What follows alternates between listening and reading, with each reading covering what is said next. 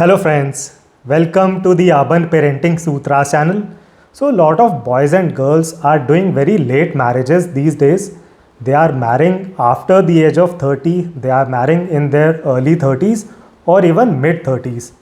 And इसके पीछे काफ़ी रीजंस हो सकते हैं. तो अगर मैं आपको दो मेन रीजंस बताऊं फॉर लेट मैरिजेस, तो पहला रीज़न बहुत बॉयज़ एंड गर्ल्स का ये माइंडसेट रहता है कि पहले वो लाइफ में सेट हो जाएं, पहले लाइफ में कुछ बन जाएं, उसके बाद ही वो मैरिज करेंगे. एंड वो लेवल अचीव करते करते उनकी एज 30 क्रॉस हो जाती है. सेकेंड रीज़न, बहुत बॉयज़ एंड गर्ल्स बहुत पर्टिकुलर रहते हैं about the choice of their partner.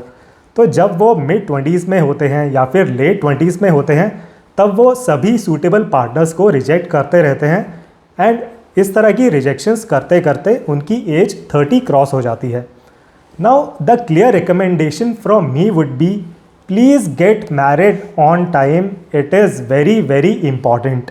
And अगर मैं आपको एक कट ऑफ एज बताऊं जब तक आपको शादी कर लेनी चाहिए, so please get married at the maximum by 28 years of age. जब तक आपकी एज 28 ईयर्स हो जाती है तब तक आप शादी ज़रूर कर लें. एंड इस रिकमेंडेशन के पीछे कुछ बहुत ही प्रैक्टिकल रीजंस मैं आपको बताने वाला हूं आज के वीडियो में. तो इस वीडियो को आप ज़रूर लाइक करें, चैनल को सब्सक्राइब करें, इस वीडियो को आप ज़रूर ज़्यादा से ज़्यादा शेयर करें, बिकॉज़ बहुत लोगों को रिक्वायरमेंट है इस मैसेज की, इस वीडियो की. एंड अपने फीडबैक को आप ज़रूर प्रोवाइड करें इन दी कमेंट सेक्शन. तो चलिए शुरू करते हैं. So the first reason is late marriages are leading to lot of complicated pregnancies.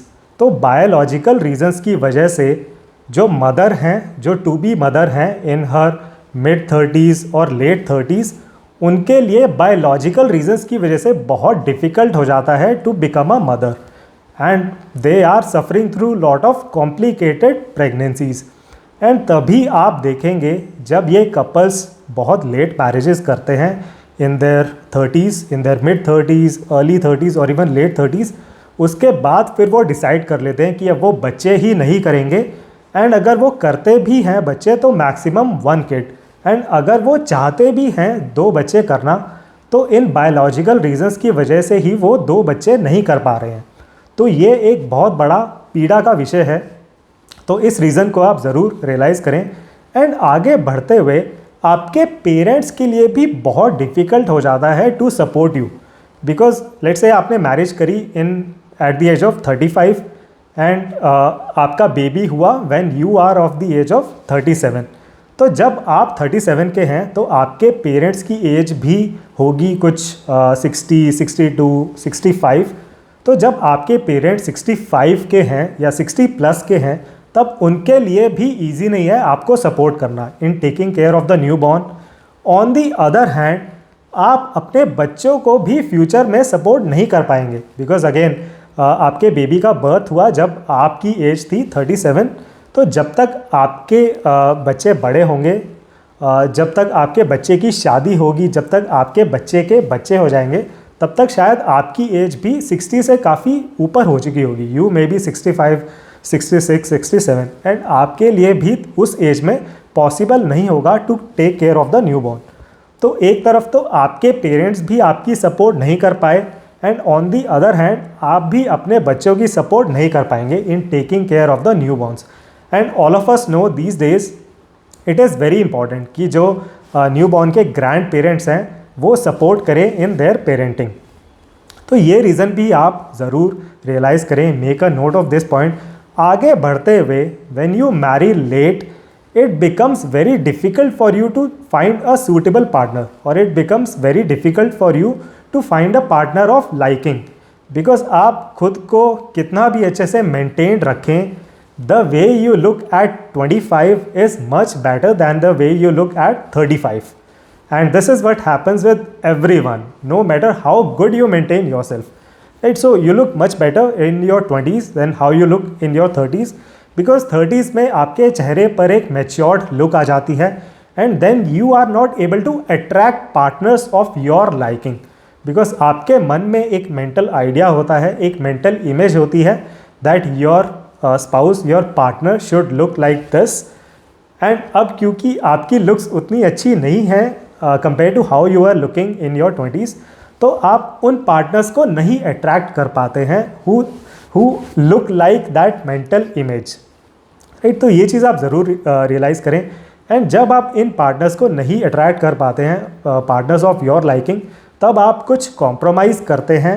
And अगर आप यही कॉम्प्रोमाइज़ तब कर लेते जब आपकी एज थी मिड 20s या फिर लेट 20s, तो आपकी शादी को शायद अब तक 5 या 7 साल हो चुके होते, राइट। तो इस चीज़ को आप ज़रूर रियलाइज़ करें, वेरी वेरी इंपॉर्टेंट। आगे बढ़ते हुए, in lot of cases late marriages there are very very high chances of sexual dysfunction, and I'm saying this with a lot of responsibility and from a lot of experience of talking to lot of people who have faced these issues।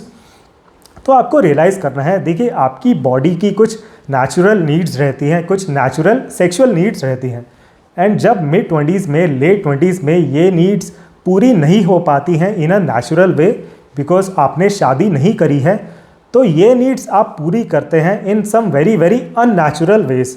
So porn, masturbation etcetera से आप उन needs को पूरा करते हैं।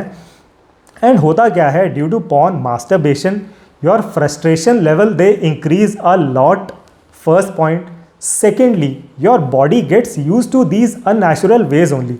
तो जब आपकी फिर शादी होती है 30s में, then your body is not able to perform in a natural setting at all.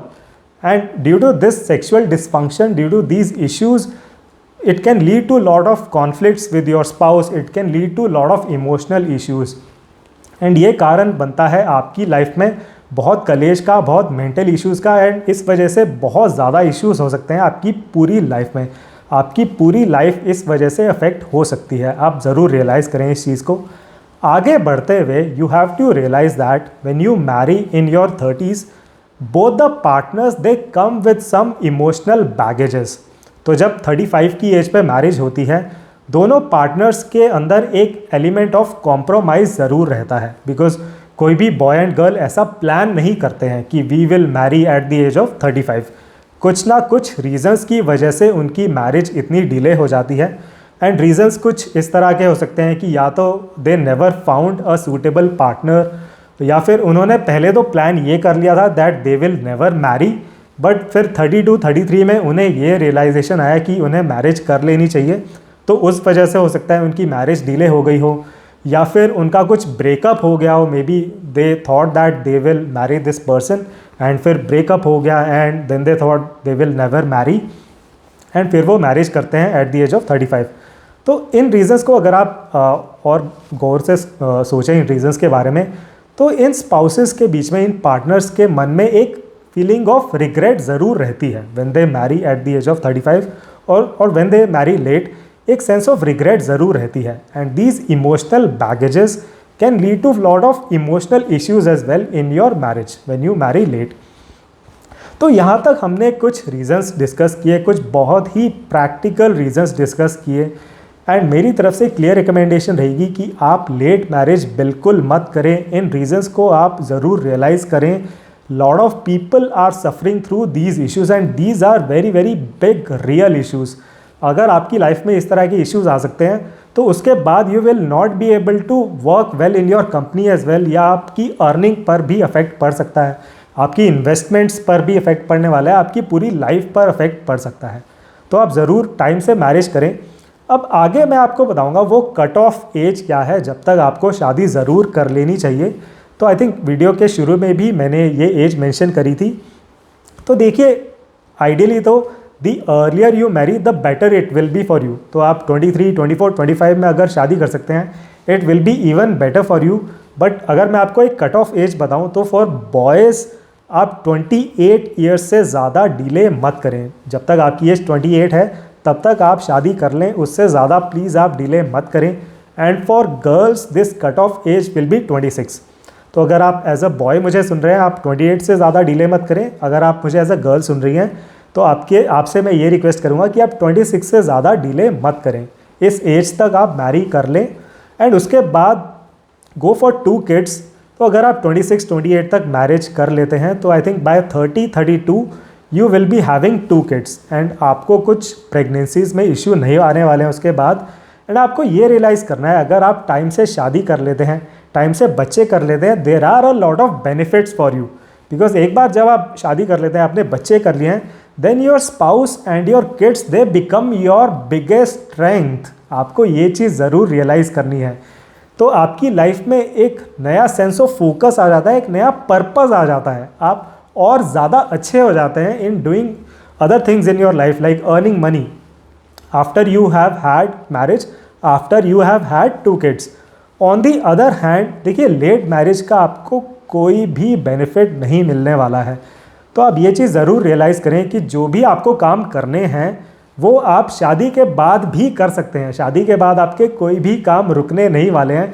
In fact शादी के बाद आप उन कामों को और बेटर वे में कर पाएंगे और बेटर वे में आप अचीव कर पाएंगे अपने गोल्स को, अपने टारगेट्स को। इस चीज़ को आप ज़रूर रियलाइज़ करें। तो आई होप जो भी मैंने पॉइंट्स डिस्कस किया आज के वीडियो में आपको प्रैक्टिकल लगे होंगे, आपको लॉजिकल लगे होंगे, आपको समझ आए होंगे ये पॉइंट्स। एंड इन पॉइंट्स को आप ज़रूर रियलाइज़ करें, make a note of these points as well. And आप टाइम से शादी करें, टाइम से बच्चे करें। It is probably the most important thing in your life. And अगर आप ये बेसिक चीज़ सही से कर लेते हैं, टाइम से आपने मैरिज करी, टाइम से बच्चे करें, तो जो भी बाकी चीज़ें हैं, इन्वेस्टमेंट्स, नौकरी, रिलेशनशिप्स, बाकी सब चीज़ें आपकी अकॉर्डिंगली सेट हो जाती हैं। And your spouse and your kids they become your biggest strength in life. तो आई होप आपको इस वीडियो का कंटेंट पसंद आया होगा। इस वीडियो को आप ज़रूर लाइक करें, चैनल को सब्सक्राइब करें। Thank you very much for watching this video. See in the next one.